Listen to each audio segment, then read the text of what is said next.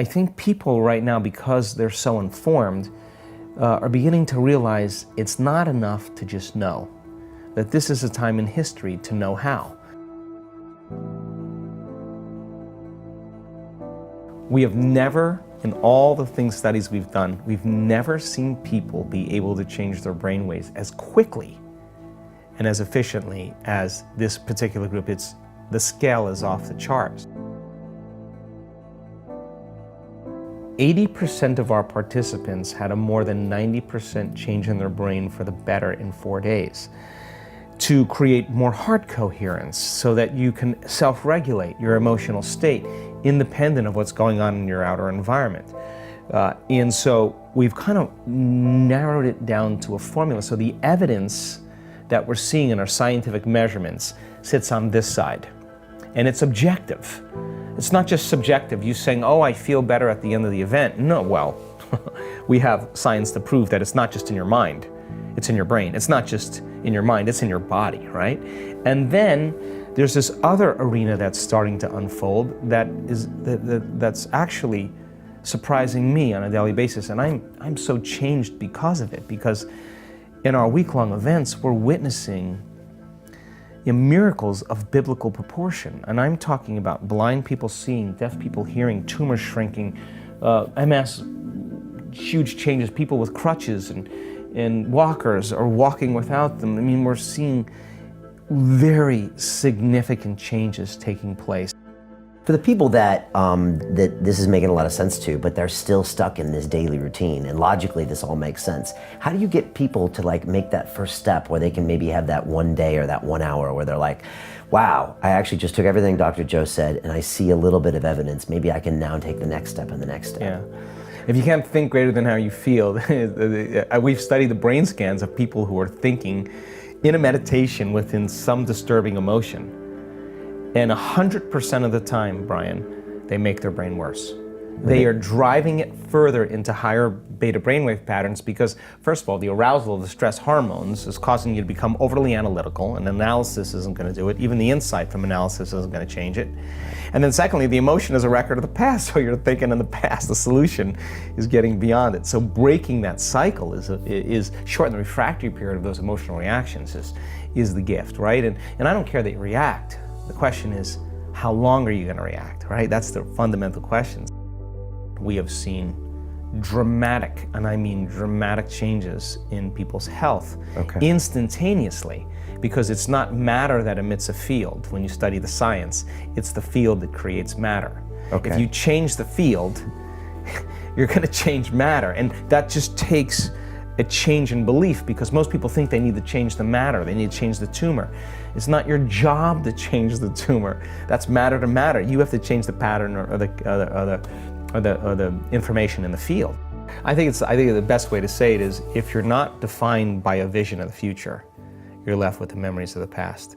And people literally believe in their past more than they believe in their future. That's why they talk about their past more than they talk about their future. People romance their past and more in love with their past than they are in love with the future. And people who actually create amazing things in their life just were more in love with their future, and they kept it alive in their mind every day. And they, like feeding a plant or a garden, they're tending to that future every single day, and the delight that comes with it, and the excitement that comes with it, and the emotions that come with it, cause them to literally change their brain and body over time to begin to look like the future has already happened. Now think about that.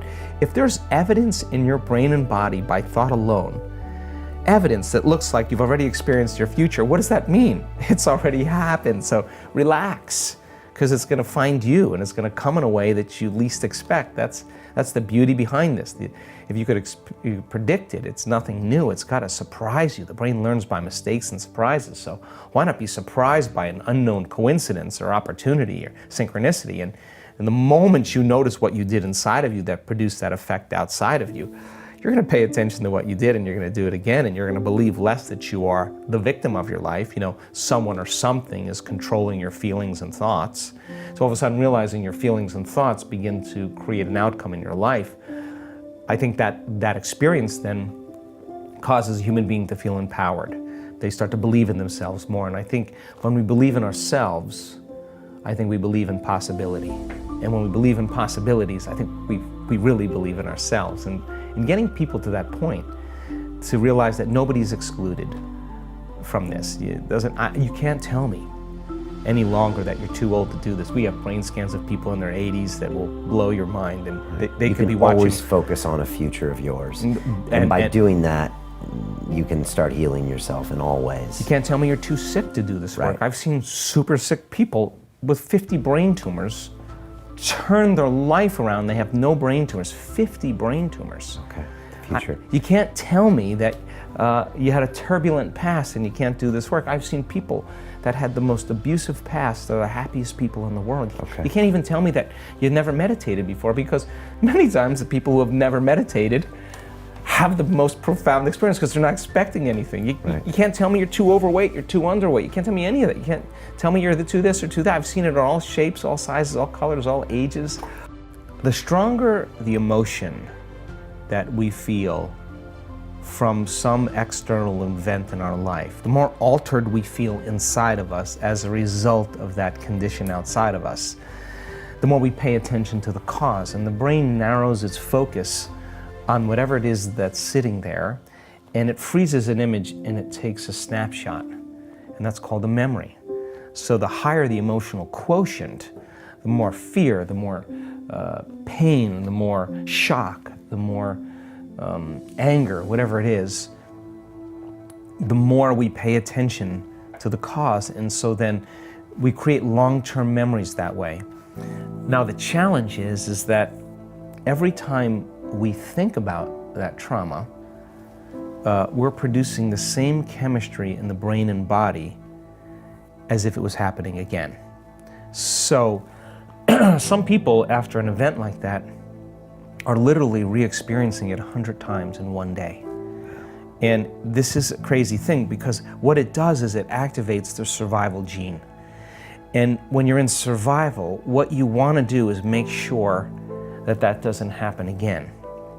So what you start to do unconsciously is you start to begin to forecast what you'll do if it happens again, right? And you start selecting a worst case scenario in your mind. And then you think, well, what if this happens? What if that happens? And you start to even make it even more, you get more creative, right? And every time you do that, you start experiencing the emotion of that future based on the pain of your past, the fear of your past, the anxiety of your past, the depression of your past. And so the person's conditioning their brain and body into the past, and at the same time, they're literally bracing themselves for the worst case scenario in their life, because in survival, if you prepare for the worst, there's better chances of survival. And you could have 10 really great things go on in your life, and you could have one bad thing, and you keep focusing on that one bad thing because you got to be prepared for it happening again. So people unconsciously then spend their whole life looking around the corner, waiting for it to occur, and they're on guard. Now that's not a conscious process. Common in PTSD from soldiers. So they're common. Constantly looking for the roadside bombs, and they're highly elevated, and it's very it's unconscious a lot of times. What they're doing is when you're in that brainwave state, you're sweeping your environment to determine if there's anything out of order. And you're doing that because the brain is on such an aroused state. In survival and stress, the brain is in a very alert state, and the brainwave patterns are high beta. You're super aroused, you're super alert, because you're vigilant about one thing out of pattern that looks unusual or unrecognizable. And the moment you see that, it's that thought that opens the door to the conditioning that you've been creating all along. Remember, this is not a conscious process. It's no different than ringing a bell and watching a dog salivate. The stimulus is also causing an autonomic, physiological, chemical change that's taking place in the person's body. And that person literally, from a biological standpoint, is back in that event. Right. And they're going to behave in almost the same way that they did then, because they're trapped in survival, right? Right, and like you said, that's a snapshot. A lot of people never ended up talking about that event because there's a shameful process there. So it literally stays there. You're frozen. You're frozen. You've stopped, from that point forward, you've stopped evolving. what we're saying is that if you can't overcome that emotion, then you can't create anything new, because that emotion is keeping you tacked to the past, right?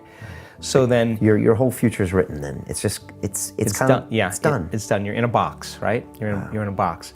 So what we know, according to functional scans, is that talking about it helps to diminish some of the emotions, but it doesn't really change the brain or body that much.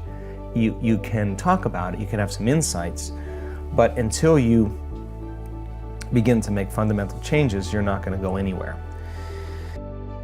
That for me, it's never about the event. The event is incidental. It's about the emotion. Right. So then when you start lowering the volume to that emotion, and you teach a person how to get beyond their analytical mind, enter the operating system where those subconscious programs exist, change their brainwaves, and begin to make significant changes. When they start making those subconscious changes, they're less reactionary. You teach them how to find the present moment. You teach them over time the tedium of returning back to the present moment and managing their attention, managing their energy. And you are literally training an animal that has really poor manners. The body's been just conditioned to be like a feral animal that's in survival, but when you start working with it and you keep settling it down, you're breaking that conditioning response, and you're telling it it's no longer the mind of anger, that you're the mind. And then this is where David starts slaying Goliath. This is where every time you start doing that, in the beginning it takes a lot of effort and a lot of energy. But if you keep practicing, we have so many brain scans to show so many people healing from anxiety and depression. You can't be anxious if you're in the present moment. You can't be depressed if you're in the present moment. You're in the present moment. You're not thinking about the future or the past, and you start managing that world. Then the body that's holding on to that emotion, when it finally gets trained, like training an animal to sit, if you're working with it, sooner or later, if you keep telling it and training it to sit, sooner or later it's going to acquiesce, sooner or later it's going to surrender to another mind. And when that happens, boom, there's this liberation of energy.